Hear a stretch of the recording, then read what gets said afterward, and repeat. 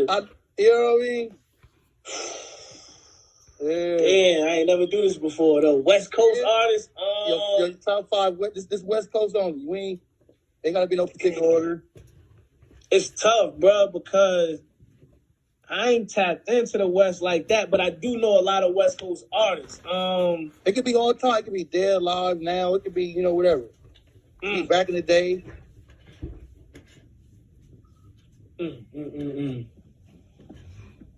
Alright, damn, that's tough, boy. Let me see. I like I'm gonna start West Coast. Let me go West Coast. Let me get West Coast out the way. I like. You got the East Coast. Yeah, East Coast. You gonna be bop, bop, bop, bop, bop, bop. You know what I mean? Yeah. I mean, I listen to East Coast heavy, but right. So that's why I want to change up a little bit. Let me put that West Coast in there for me. You know what I mean? All right, let me go West Coast. I first of all, I like E40. Let me say that I like E40. I think E40. I think he'd go over there. I fuck with 40. I like E40. Stupid catalog. He got a stupid catalog. Damn, that's crazy. I think Ice Cube is a dope West Coast artist. Cube hard. I like G-Nut. I think G-Nut dope, super dope, bro. G-Nut hard. I listen to G-Nut heavy. He just get the recognition that he needs to get, man. But yeah, he gas, man. I thought G-Nut was lyrical. I thought he was lyrical. It don't have to be platinum artists. We ain't talking about numbers or views. I thought G-Nut was lyrically dope. I thought he was lyrically dope. Fire. I thought he was super gangster. I thought he was dope. I like. And he got that crazy voice. When soon as you come on, you know it's him. You know what I mean? You ain't got to guess like. What Ty Dolla is? What y'all call Ty Dolla? Like what type of what you call him? Like what is he? A rapper? What is? Yeah, he a R&B / rapper, I guess. He dope though. He do a little bit of both. He got them hooks. I think he's super dope. Yeah, I think he's super dope. He's definitely talented. And niggas don't know. He be making beats. He can play the guitar. I think he's super dope. That's what I'm saying. I think he's super dope. I think he got a lot of big records. I think he's super dope. Period. And he did a lot of albums where people don't know, like that how YG got on from that Tootin' and Booted. That was his hook. He did that. Damn, where I'm at? I forgot. I gotta put the game in there somewhere. Where I'm at? You got said 40, Q, 40, Nut.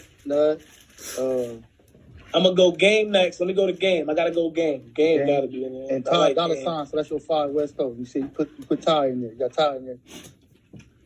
Nah, I'm substituting Joe for Ty. I gotta get Joe in there. Okay. I gotta get Joe in there. But I was saying, shout out to both of them. But so speaking of, that was YG biggest record that got him on that Tootin' and Booty. Ty did that hook. That was his hook. Facts. That shit was fire. And one of Joe's biggest records, I Do It For The Ratchets, Ty created that shit. You know what I mean? That shit was fire. Even that, did you hear the G-Nut and Ty Dolla $ign Face Down? Yep. That was Ty hook. Like he and even go back further than that. Let me go way, way, way back. And I seen the video and everything. They was on the beach, right? To the real Joe Moses fans. They was on the beach, right? They was on the beach, right? Right. But let me take y'all way back. The real Joe Moses fans know what I'm talking about. The Go Bitch. That was the first single he hit the radio in LA. Go bitch. Hey, Ty did that hook. So Ty is like, he hella talented. And he wrote for like some of the top niggas in the game. He doing shit behind the scenes that's just like crazy. He one of the dope. That's not hands down. He dope as hell. But I know he's from the West Coast. He from the 20s, right? Yeah. He from the 20s or nah? Yeah, he's off the dub, yeah. Yeah, that's what I'm saying. He's super dope, bro. Mm-hmm. He's dope. Yeah, so East Coast 5, I know it's gonna be easy for you, man. I know you grew up off all that. East Coast 5, I gotta go Jay-Z, Big, Jay-Z, Big, where I'm at. DMX. DMX fire, man. What? Come on, don't know how man. dope he was, man. Come on, man. DMX. Come on, man. I don't even know where I'm at right now because this is no order. That's what I'm saying. I don't even want to put no order. Just no order. If anybody I like and I say he a GOAT, I think it would be Jay-Z. But this is no order. I like DMX. I think DMX super dope. I was big on Beanie. Beanie was somebody I was big on, and Joe Buttons. I was super big on Joe. You know what I'm saying? He was from where I'm from, same city. I remember raised up the same way, so he was super dope. He was super dope when I was coming up. I remember when Bandana was interviewing, y'all was talking about the button shit. I was tuning in, I was watching that. Hey, bro. And y'all both had put me up on a lot of shit I didn't know. I was really like tuning in, listening. Like, y'all had put me up some game about Joe Budden, man. Y'all definitely did, because I didn't know all that shit y'all was saying. You know what I mean? Yeah, nah, Joe was super dope, bro. You know what I'm saying? And like I was trying to explain to him, come on, bro, nigga's a millionaire, bro. He came from right from where I'm from, bro. You know what I'm saying? He went to the same high school as my mom and everything. He a millionaire. We don't get to see a lot of them niggas from where I'm from. So I salute niggas like that. You know what I'm saying? I don't give a fuck what that nigga doing. You know what I'm saying? Right, yeah. I'd be happy to see that type of shit. But lyrically, in his prime, out-rap any one of these niggas, man. Anybody, bro. He know that. Bandana know that. You know what I'm saying? Any real lyricist know Joe. Joe was one of them rappers. He the only one to go back and forth with Jay-Z. Not too many people could do that, bro. He went back and forth with Jay-Z on the Pump It Up beat. Went crazy on him.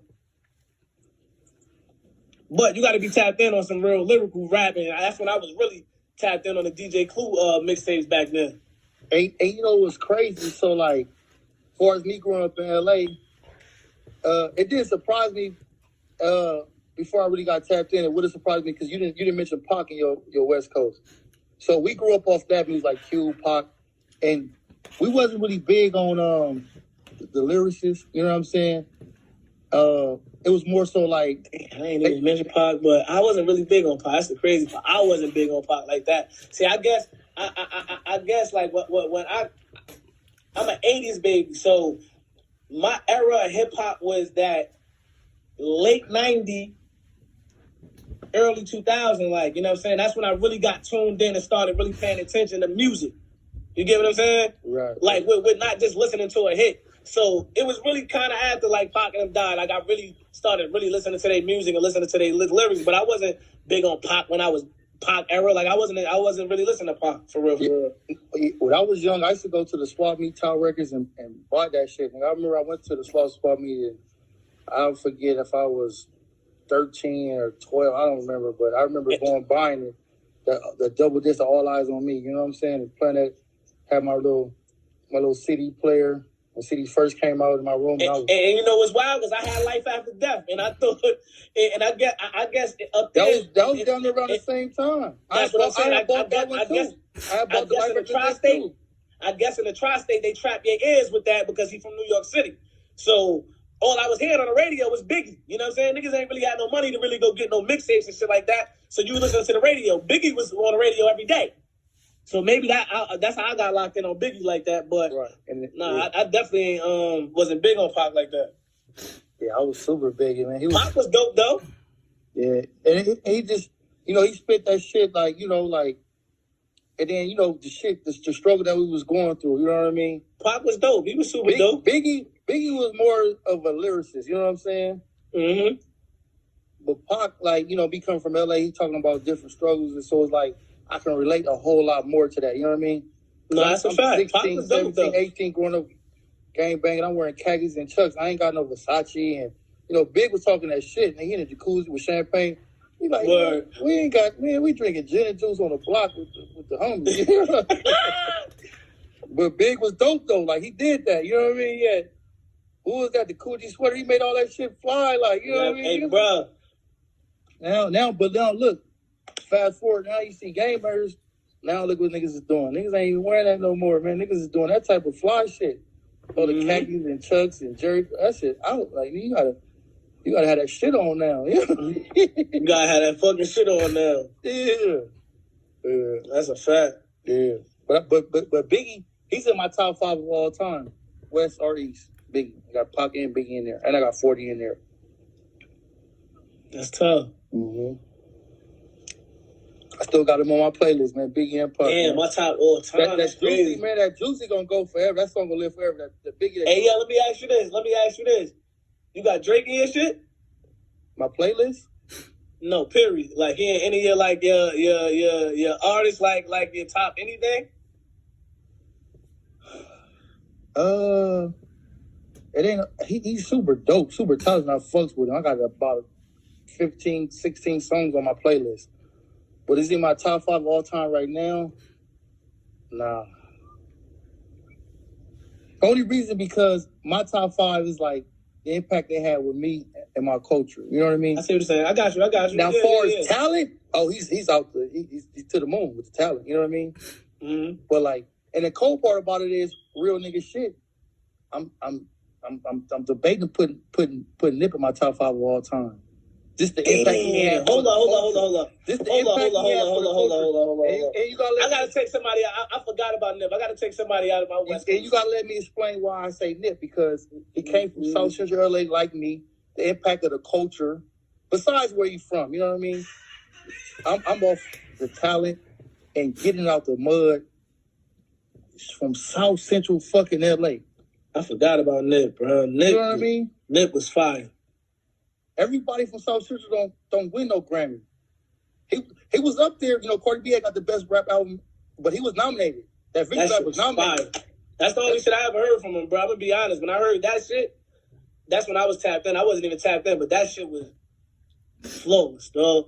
Yeah, he said Nip hard, can't even lie, though. Gang shit aside, fact. That's what I'm saying. Like, besides where you're from, that nigga hard, and that shit's fire. And he talked that shit, like, you know what I mean, like coming up, and you know what he went through, and he was big on the culture. Then when he died, it was like that shit was crazy. Like that shit was all over the news. How they drove his body around the whole city, LA. Right. I wish he got his flowers right here, because I want to see how he taking his love, because motherfuckers show hella love when he passed away, bro.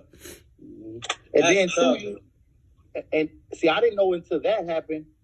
I heard the other person they did was like that. I heard they did big like that. He drove around New York, his body. Yeah. Mm-hmm. I didn't learn that until they did big same way. They did Nip like that. You know what I mean? That shit was crazy, man. Yeah, Nip was. Yeah, he's definitely climbing into my top 5 of all time. This is impact. You know what I mean? Yo, he was dope, bro. Like, we need that nigga to still be here. Like, he put on for LA. He put on for They're West definitely Side. in that top 5. I don't know what else. He definitely in that top 5. He in that top 5 on that West, for sure. He put on for LA, man. You know what I'm saying? Real nigga shit, bro. He damn sure did. And then he kept it so real. And then any real nigga gonna respect it. Like, again, besides where he's from, you know, he went back and put money in his hood, invested in his hood. He could have did like a lot of rappers, got his little millions. He had his, you know what I mean, he had his girl, and they could have been in the hills just chilling.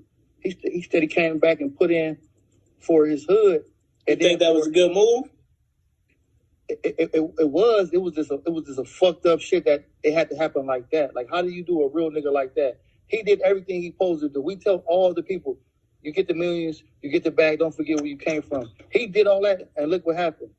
You make niggas want to say, man, I'm out of here. Fuck y'all. You know what I'm saying? And then now, niggas would have been like, oh, man, Nip, he fake. He in the hills. He don't come over here. But he did everything he supposed to did. He kept it 100. He put on for his section. He put on for the coast. He put on for the culture. And bought businesses and did everything. And it was just a sad thing that for a real nigga to do all the real right shit and go out like that. You know what I mean?